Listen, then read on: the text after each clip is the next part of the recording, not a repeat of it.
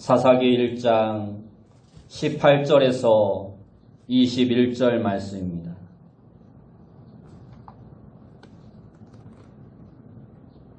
구약성경 제가 가진 성경으로 361페이지에 있습니다. 사사기 1장 18절에서 21절 말씀. 사사기 1장 18절에서 21절 말씀 제가 봉독해 드립니다.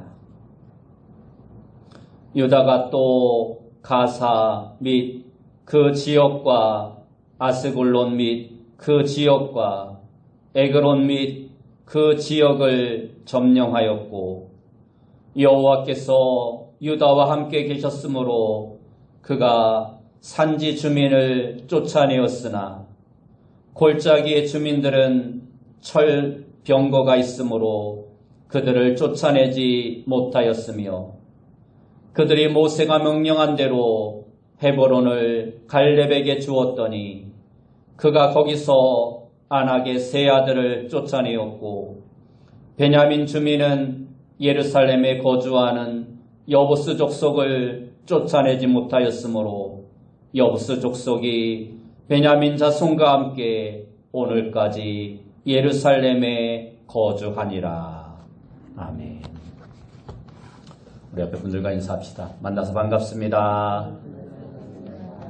네, 다시 한번 인사합시다. 오늘도 큰 은혜 받읍시다. 오늘 우리가 읽은 말씀을 통해서 건강한 신앙생활을 합시다. 건강한 신앙생활을 합시다 라는 제목으로 함께 은혜의 말씀을 나누기 원합니다. 어떤 분이 힘겹게 리어카를 끌고 언덕을 올라가고 있었습니다. 평지도 힘든데 언덕길을 올라가고 있으니 얼마나 힘이 들겠습니까? 한 아이가 그 모습을 보고는 뒤에서 열심히 밀어주어 드디어 오르막길을 다 올라갔습니다. 리어카를 끌던 아저씨가 얘야 고맙다라고 말하자 아이가 이렇게 묻습니다. 아저씨는 왜 리어카를 끄세요? 그러자 이분이 잠시 생각을 하더니 다 먹고 살려고 하는 일이지 하며 말을 했습니다. 그러자 아이가 다시 묻습니다. 왜 먹고 살아야 하나요? 그는 생전 처음 받아보는 이러한 질문에 뭐라고 대답해야 할지 말문이 막혔습니다. 왜 먹고 살아야 하는지 지금껏 한 번도 생각해 본 적이 없었습니다. 그러나 열심히 리어카를 밀어주었기 때문에 화를 낼 수도 없고 이분이 얼떨결에 이렇게 대답을 합니다. 리어카를 끌기 위해서 먹고 산단다. 사람이 왜 사는가? 왜 존재하는가? 이 질문은 굉장히 철학적이고 심오한 질문입니다. 우리가 단지 먹고 살기 위해서 세상에 존재한다면 그것처럼 슬픈 일도 없을 것입니다. 교도소 안에 갇혀있는 죄수들도 다 먹고 살아갑니다. 개나 돼지도 소나 짐승들도 다 먹으면서 살아갑니다. 사람이 리어카를 끌기 위해 산다라는 말은 다른 말로 하면 평생 물질의 노예가 되어서 살아간다라는 말인 것입니다. 하지만 우리는 물질의 노예가 아니라 물질의 주인이 되어야 합니다. 단지 먹고 살기 위해서 존재한다면 거기에는 기쁨도 없고 더 이상의 발전도 기대할 수 없는 것입니다. 우리가 먹고 살아가는데 필요한 도구로 하나님을 믿는 것이 아니라 하나님을 인격적으로 믿을 때 먹고 사는 문제는 자연히 해결되고 더 풍성한 삶을 살아갈 수 있게 되는 것입니다. 미국 하버드 대학의 의학 박사요 교수이면서 의사였던 이분 알렉산더라는 분은 뇌 분야에서 세계적인 권위자였습니다. 그런데 이분이 세균에 의한 간염으로 7일 동안 혼수 상태에 빠져 있다가 깨어나서 자신과 비슷한 경험을 한 사람들의 이야기를 모아서 책을 썼습니다. 그 책의 제목은 나는 천국을 보았다라는 책입니다. 이 책은 죽었다가 살아난 사람들의 이야기를 다루고 있습니다. 이 책은 출간되자마자 20주 연속 판매 1위에 올랐고 미국은 물론이고 독일, 프랑스, 폴란드 등 유럽을 넘어 아시아까지 출간되어 전 세계적으로 인기를 끌었습니다. 물론 천국과 지옥에 관한 책들의 일부 내용들이 과장되고 잘못된 부분들도 많이 있습니다. 그의 이야기는 기독교인은 물론이고 일반 독자들에게까지 큰 감동을 주며 삶과 죽음을 바라보는 관점을 새롭게 하였습니다. 그들이 정말 죽었다가 살아났는지, 정말 천국에, 지옥에 갔다 왔는지는 우리는 정확히 알 수 없습니다. 그러나 한 가지 확실한 것은 그러한 체험을 한 사람들은 대부분 이전과는 전혀 다른 삶을 살아간다는 것입니다. 왜냐하면 자신이 죽어보니까 천국이 있고 지옥이 정말로 있더라는 것입니다. 그리고 이 땅에서 어떻게 사느냐에 따라서 천국으로 가고 지옥으로 간다라는 사실을 확인하고 나니 지옥에 들어갈 일을 하면서 살 수 없다라는 것입니다. 당연히 그들의 모든 삶이 바뀌어질 수밖에 없는 것입니다. 그런데 우리가 그러한 체험을 하지 않는다 하더라도, 죽었다 살아나는 체험을 하지 않는다 하더라도 예수님을 확실히 믿으면 죽었다 살아난 사람들처럼 완전히 변화된 삶을 살아갈 수가 있습니다. 그리고 그렇게 달라진 상태를 성경은 거듭났다라고 말하고 있습니다.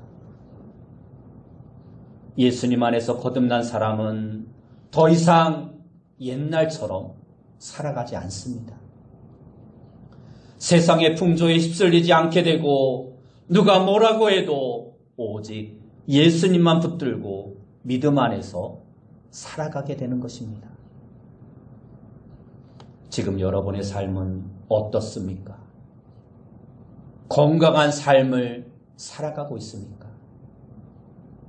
세상의 풍파에 흔들리지 않는 견고함이 여러분들에게 있습니까? 오늘 본문 19절 말씀에 보면 여호와께서 유다와 함께 계셨으므로 그가 산지 주민을 쫓아내었으나 골짜기 주민들은 철병거가 있으므로 그들을 쫓아내지 못하였으며 라고 말씀하고 있습니다. 요즘 말로 하면 그들은 건강한 신앙생활을 하지 못했다라는 것입니다. 혹시 우리 안에도 이러한 철병거가 있진 않습니까? 내 신앙을 계속 멈추게 하고 망설이게 하고 뒤로 물러서게 하는 철병거가 우리 안에는 없는가 생각해 보아야 합니다. 유다 지파가 왜 가나안 사람들의 철병거를 보고 두려워했을까요? 첫째 이유는 그들이 하나님을 온전히 신뢰하지 못하는 불신앙 때문이었습니다. 건강한 믿음은 모든 상황을 누리면서 사는 것이다라 말할 수 있습니다. 실제 있었던 이야기입니다. 어떤 마을에 아주 존경을 받는 스승이 있었습니다. 따르는 사람들이 아주 많을 정도로 인격이 훌륭한 사람이었습니다. 그런데 이 스승을 따르던 한 처녀가 결혼도 하기 전에 아이를 가졌습니다. 그리고 그 아이를 출산합니다. 깜짝 놀란 부모가 딸에게 누구의 아이냐라고 다그쳐 묻습니다. 처녀는 두려운 나머지 엉격거려 그 스승의 아이다라고 말을 해버립니다. 이 말을 들은 부모와 마을 사람들은 몽둥이를 들고 스승의 집을 찾아갔습니다. 집을 때려부수면서 당신의 아이니까 당신이 책임지라면서 아이를 두고 가버렸습니다. 그 스승은 아무 말 없이 그 아이를 키웠습니다. 얼마나 잘 길렀던지 웃음이 떠날 날이 없었습니다. 그리고 그렇게 몇 년이 흘렀습니다. 아이를 낳은 처녀가 남자를 만나 결혼을 했습니다. 모성애 때문인지 스승에게 맡긴 아이가 보고 싶었습니다. 그래서 부모에게 솔직하게 말을 합니다. 사실 그 아이의 아빠는 스승이 아니라 지금의 남편입니다. 당시에는 부모님께 혼날까 봐 겁이 나서 존경하는 스승의 아이라고 거짓말을 했던 것입니다. 부모님과 마을 사람들은 스승을 찾아가 백배 사죄를 했습니다. 그리고 아이 엄마가 아이를 데려가고 싶다고 말을 하자 스승은 두말하지 않고 아이는 부모가 키우는 것이 낫다면서 아이를 돌려보냈습니다. 그 스승은 어떠한 상황에서도 적을 만들지 않았습니다. 그리고 그 누구도 피해자로 만들지 않았습니다. 어떠한 상황에서도 그 모든 상황을 받아들이며 살았던 것입니다. 믿음은 특정한 상황에서만 반응하는 것이 아니라 모든 상황에 반응하는 것입니다. 사람들은 때로 내가 생각하는 틀을 가지고 꼭 그렇게 되기만을 바랍니다. 하지만 때로는 내 생각대로 되지 않는 그것이 오히려 더 좋을 수도 있음을 우리는 알아야 합니다. 나에게 어떠한 상황이 찾아와도 그 상황을 있는 그대로 받아들이는 것이 참된 믿음입니다. 예를 들어서 우리가 기도를 하면 반드시 병이 낫는다라는 생각은 옳지 않은 생각이며 그것은 모든 것을 누리는 바른 신앙의 삶이 아닙니다. 기도하면 병이 낫는다는 것은 반드시 병이 나아야 좋은 것입니다. 그리고 반대로 병이 낫지 않으면 그것은 나쁜 것이 되고 맙니다. 그러나 반드시 그렇지만은 않습니다. 오히려 병으로 말미암아 깨닫게 되고 삶이 바뀌게 되고 인생이 달라지는 경우가 많이 있다라는 것입니다. 그러한 점에서 우리가 기도하여 병이 낫는 것도 좋은 것이지만 병이 안 나아도 우리에게 좋은 것이 될 수 있음을 우리는 깨달아 알아야 합니다.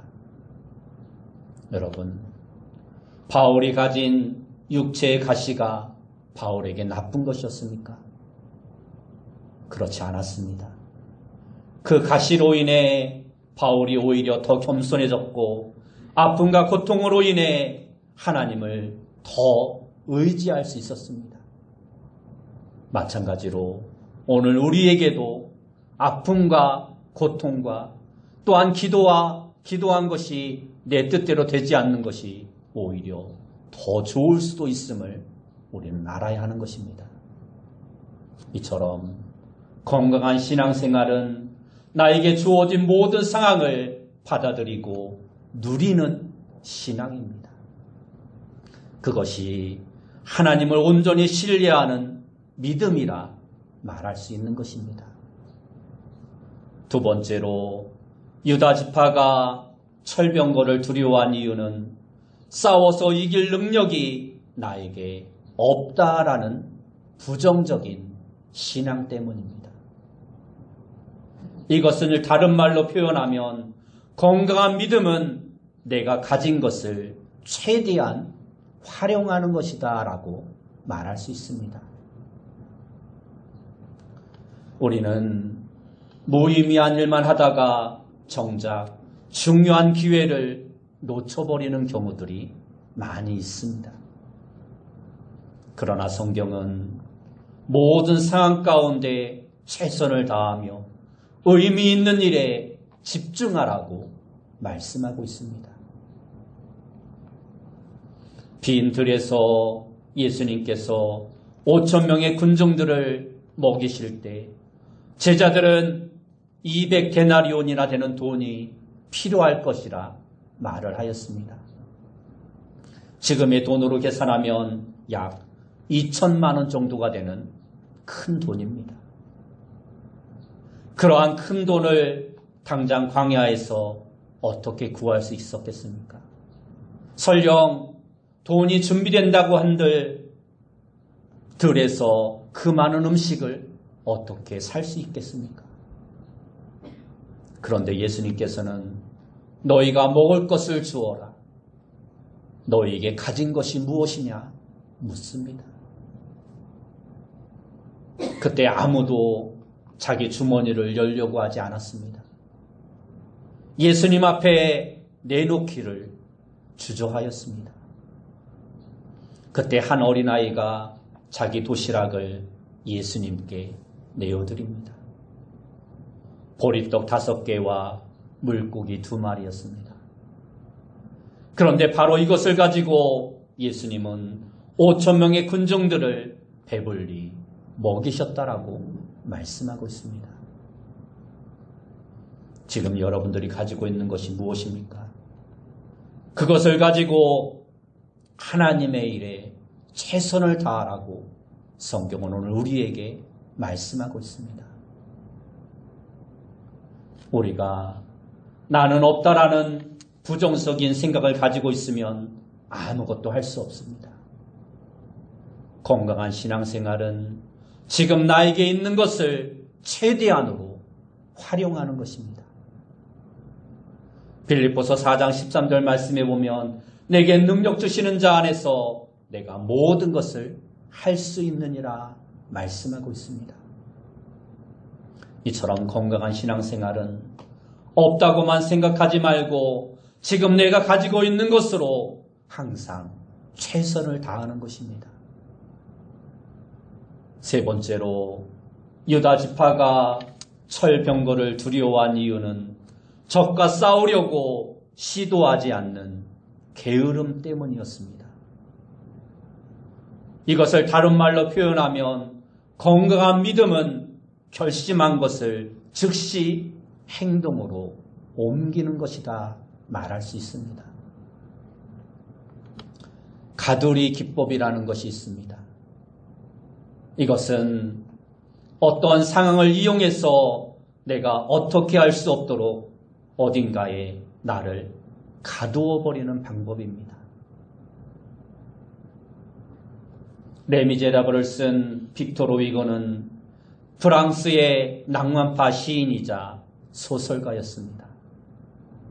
그런데 그가 유의에 빠져서 글을 쓸 수 없게 되자 그는 자기 하인에게 자기 옷을 맡기고 스스로를 가두어 버렸다라고 말합니다. 이처럼 가두리 기법은 인간의 죄성과 욕망이 육체의 욕구로 나타나려고 할 때 그것을 막기 위한 몸부림입니다. 때로 어떤 사람들은 이것을 불굴의 의지로 표현하기도 합니다. 예를 들면 노름꾼이 노름을 끊기 위해서 자기 손가락을 작두로 잘라버립니다. 하지만 붕대로 감은 손으로 또다시 노름을 하는 것이 연약한 우리 인간의 모습입니다.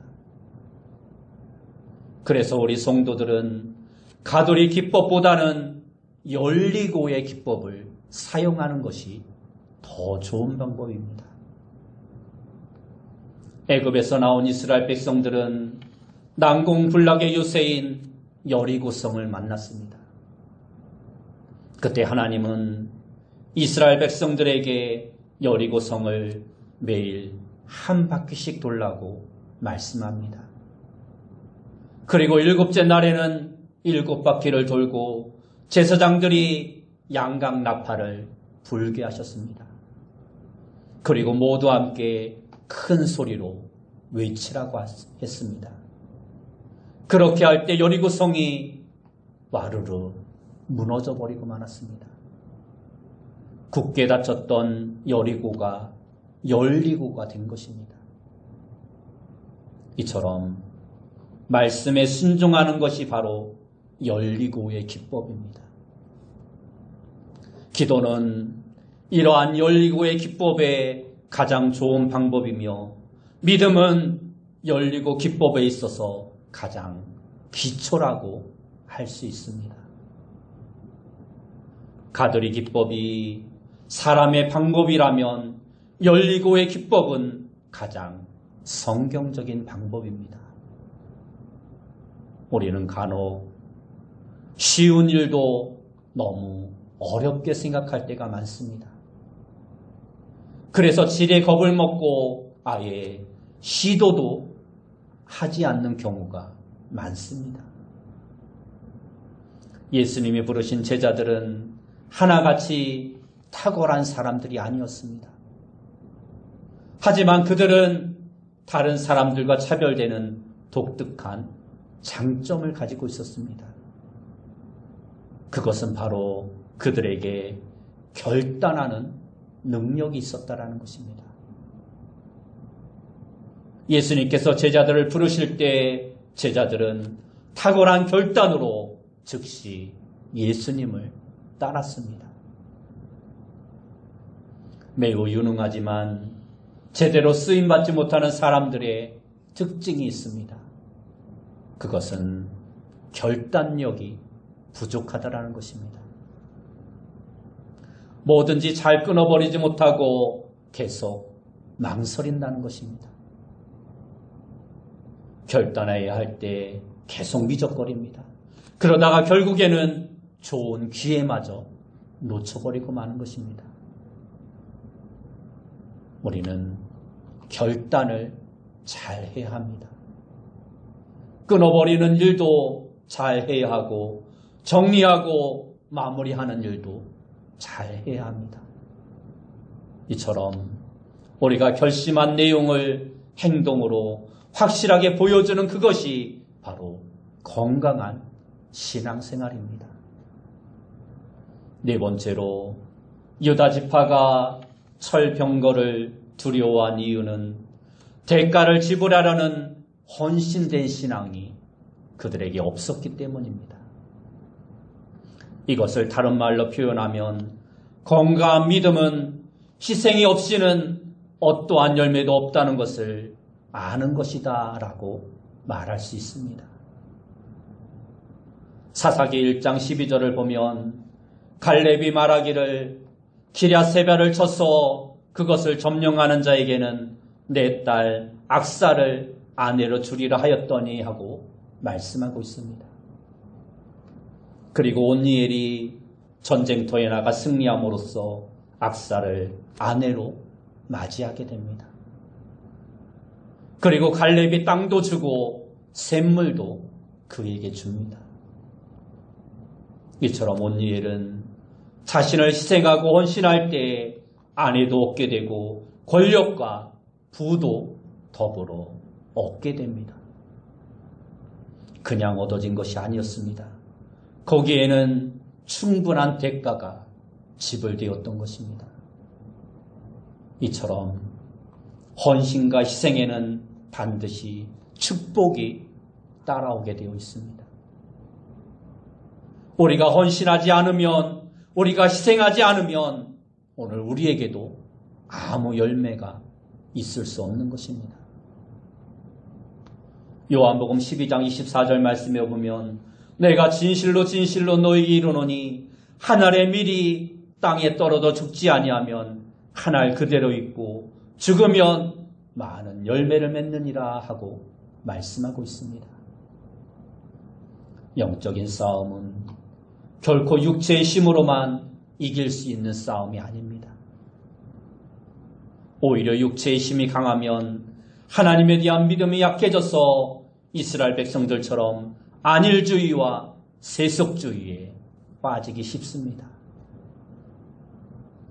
이러한 안일주의와 세속주의에 우리의 마음이 빼앗길 때 우리는 어떻게 해야 할까요?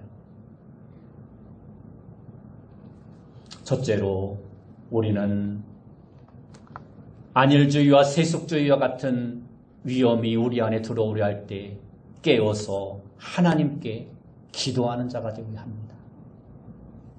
다윗처럼 하나님의 뜻을 먼저 구하는 성도들이 되어야 합니다.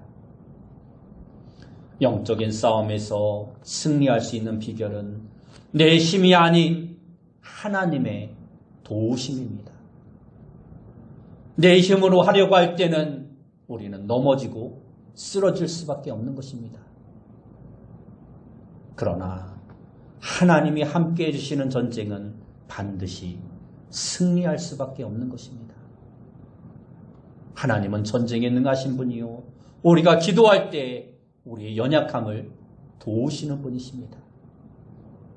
언제든지 우리에게 귀를 기울이시며 우리가 그분을 찾기만을 하나님은 간절히 기다리고 있는 분이십니다. 두 번째로 안일주의와 세속주의가 우리에게 찾아올 때 우리들은 함께 연합하는 자가 되어야 합니다. 교회가 세상과의 싸움에서 이기기 위해서는 서로 연합해야 합니다. 성도들의 마음이 하나가 되어야 하는 것입니다. 가정도 그렇고 교회도 마찬가지로 서로 연합해야 살 수 있는 것입니다. 아무리 내가 성령 충만하고 뜨겁다 하더라도 혼자 떨어져 있으면 금방 식어져 버리고 꺼져 버리고 마는 것입니다.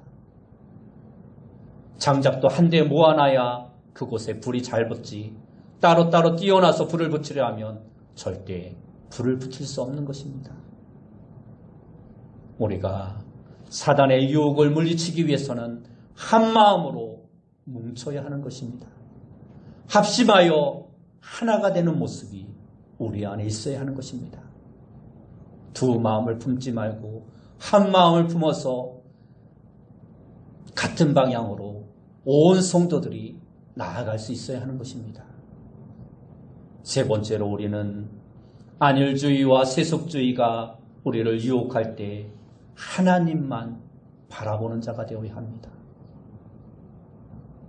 유다 자손들이 하나님만 바라볼 때는 항상 승리했지만 가나안의 철병거를 바라보았을 때는 두려움에 사로잡혀서 패배할 수밖에 없었던 것입니다.